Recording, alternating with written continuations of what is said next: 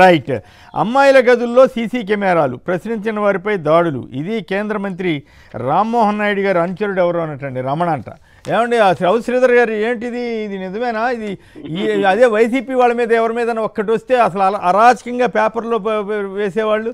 మరి వాళ్ళు ఎక్కడ అసలు పేపర్లో కూడా పెద్దగా కనపడుతున్నట్లు అనిపించట్లేదు. ఇది వాస్తవా కాదా? గారు నమస్కారం అండి, అక్కడ ఉన్న పెద్ద వాళ్ళందరికీ నమస్కారం అండి. ఇప్పుడు తెలుగుదేశం ఏం వాదన చెప్తుందంటే, ఎవరో వచ్చి ఫోటో తీగిపోతే వాళ్ళు మా అనుచరులు ఎలా అవుతారని. సో వాళ్ళ సూత్రం పక్కనోడికి వర్తించదు అనమాట. వాళ్ళకి అనుకూలంగా వాళ్ళు కష్టాల్లో ఉన్నప్పుడు, లేకపోతే వాళ్ళ మీద ఏదైనా బురద పడినప్పుడు, లేకపోతే వాళ్ళు ఏదైనా అడ్డంగా దొరికిపోయినప్పుడు సడన్ గా గుర్తొచ్చే ఏంటంటే తెలుగువాడు, తెలుగు జాతి, తెలుగు ఆత్మ పౌరుషం, లేక ఆంధ్రుల ఆత్మ పౌరుషం, ఇలాంటి గుర్తొస్తాయి అన్నమాట. లేదంటేనేమో మేమందరితో సమానంగా ఉంటాం, ఎవరు వచ్చినా పనులు చేసి పెడతాం, వాళ్ళు వచ్చి ఫోటోలు దిగుతారు కాబట్టి మాకు వాళ్ళకి సంబంధం లేదని ఇట్లా వాళ్ళు కవరింగ్ చేస్తారు. నేను మొదటి నుంచి మనం మొత్తుకునేది ఇదే కదండి. ఇప్పుడు వాళ్ళు చేసే దుర్మార్గాలు అన్ని కూడా వాళ్ళ తాలూకా వాళ్ళే. కానీ బురద జల్లేదేమో పక్కనోడి మీద. గతంలో ఒక 10,000 కోట్ల రూపాయలు ఎవరో ఇన్కమ్ ట్యాక్స్ అసలు లేని వ్యక్తి ఎవరో కట్టాడని చెప్పి ఒక పుకారు లేపి, దాన్ని జగన్ గారే కట్టారని చెప్పి గోల చేసి ఆఖరికి చేసిన సందర్భం చూసాం. ఇవాళ డ్రగ్స్ సందర్భం చూసాం. అట్లాగే ఇప్పుడు ఈ కేసు ఇది ఒక్కటే కాదండి. ఇది మీరు మాట్లాడే రామ్మోహన్ నాయుడు గారి విషయమే కాదు. అతను కొడుతున్నాడు. ఆ ఫోటోలో ఉన్న వ్యక్తి ఎవరైతే మోసం చేశాడనే అతన్ని కొడుతున్నాడు, దారుణంగా కొడుతున్నాడు. కనీసం దీని మీద పోలీసులు స్పందించలేదు అంటే రాష్ట్రం ఎటుపోతుంది అనేది మనం ఒక్కసారి ఆలోచించాలండి. అవును, రైట్. అయితే మీకు గుర్తుందా, రాజమండ్రి అప్పుడు జగన్ గారి పాదయాత్ర జరుగుతోంది. రాజమండ్రిలో ఎవరో ఏటీఎం చోరీ జరిగితే అతను వైసీపీ అభిమాని వీళ్ళు కనిపెట్టారంట టీడీపీ గవర్నమెంట్లో. ఇంకేముంది, జగన్ గారి పక్క ఫోటో ఉందో ఏదో, ఇంకేముంది, అసలు వైసీపీ అంతా ఇదే అని చెప్పి విపరీతమైన ప్రచారం చేశారు. ఇప్పుడు వాళ్ళకి అబద్ధానికి గొంతు ఎక్కువ అన్నట్లుగా ఈనాడు, ఆంధ్రజ్యోతి తదితర ఎల్లో మీడియా గొంతు ఎక్కువగా ఉంది కాబట్టి వాళ్ళు అబద్ధం రాస్తే అబద్ధం, వాళ్ళు ఏది రాస్తే అదే నిజం, ఏది రాస్తే. ఇప్పుడు ఒకసారి తెలుగుదేశంలో ఇప్పుడున్న నాయకుడు ఒక ఆయన చంద్రబాబు గారు నందంటే నందనాలి, పందంటే పందనాలి, మనం ఆయన ఏదంటే అనాలని చెప్పినప్పుడు కూడా మనం చూసాం.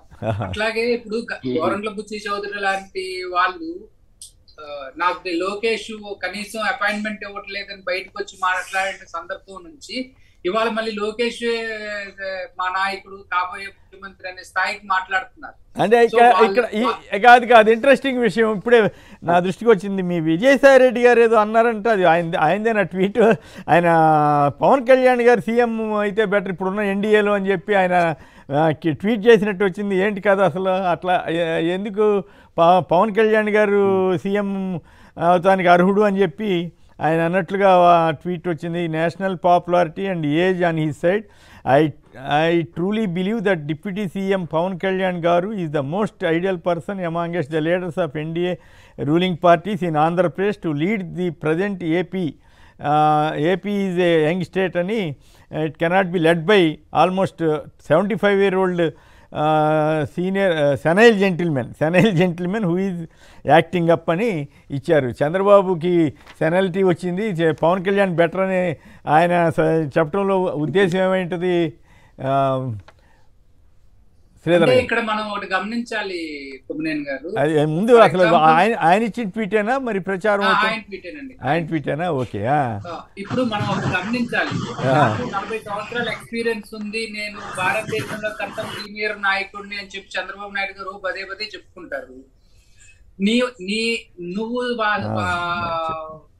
బాధ్యత వహిస్తున్న శాంతి భద్రతల శాఖ సంకనాకపోయింది, అసలు పని చేయట్లేదని చెప్పి మాట్లాడినప్పుడు కూడా మాట్లాడలేని పరిస్థితి చంద్రబాబు నాయుడు గారికి.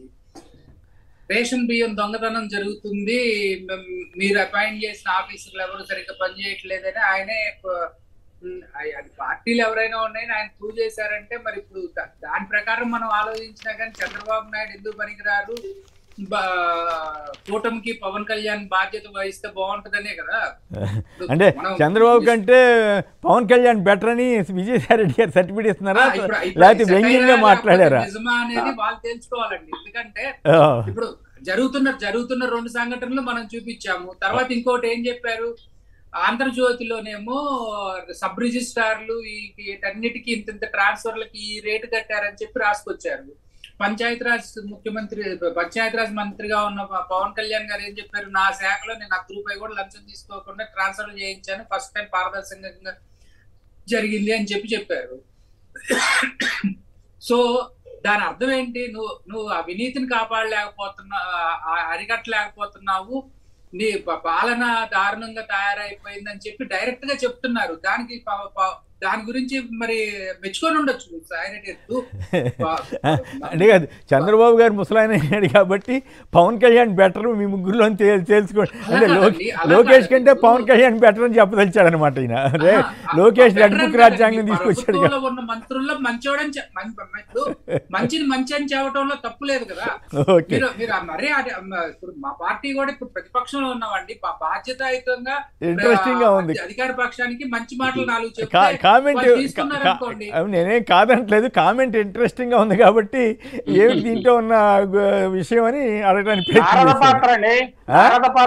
ఏది నారద పాత్ర పవన్ కళ్యాణ్ ఏమో వెళ్ళి అక్కడ ఆయన చంద్రబాబు గారు భజన చేస్తుంటే ఈయన చెప్తే అవునవును అనుకుంటాడంటారా? ఆయన నిజంగా ప్రశ్నించుతూ నిలబడి ఉంటే మంత్రిగా ఉన్నప్పటికి కూడా ఆయనకి ఆ గౌరవం ఉండేది. ఆయన బయటకు ప్రశ్నిస్తాడు, లోపలికి వెళ్ళేమో జారిపోతున్నాడు అనే ఫీలింగ్ ఉంది కదా. మరి అయినప్పటికీ కూడా అయితే ఒకే ఒక పాయింట్ ఏంటంటే 75 ఏళ్ల ముసలాయన అయిపోయాడు, చంద్రబాబు గారు ఏం మాట్లాడుతున్నాడు ఆయన తెలియట్లేదు, ఇష్టం వచ్చినట్టు చేస్తున్నాడు, ఆయన కాదు ఆయన కొడుకు చేస్తున్నాడు ఆయన తరఫునని ఒక ప్రచారం జరుగుతుంది. కాబట్టి ఈ నేపథ్యంలో వీళ్ళిద్దరికంటే పవన్ కళ్యాణ్ అయితే బెటర్ ఏమో వాళ్ళ ముగ్గురులో అనేది, ఎందుకంటే వాళ్ళదే గవర్నమెంట్ కాబట్టి అని చెప్పారేమో నాకు అనిపించింది.